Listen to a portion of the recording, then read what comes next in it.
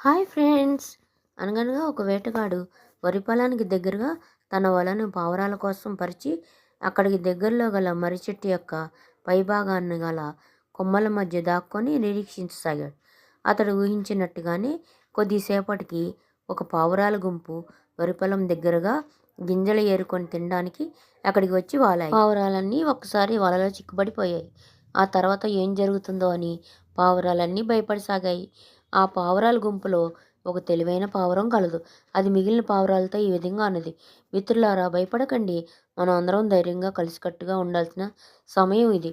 అందరం కలిసి ఒక్కసారిగా మన రెక్కలన్నీ ఆడిస్తూ ఉమ్మడిగా పైకి ఎగరడానికి ప్రయత్నిద్దాం అంటూ తెలివైన పావురం తన రెక్కలను ఆడించడం ప్రారంభించగానే మిగిలిన పావురాలన్నీ కూడా అదే విధంగా ఆడించడం మొదలుపెట్టాయి.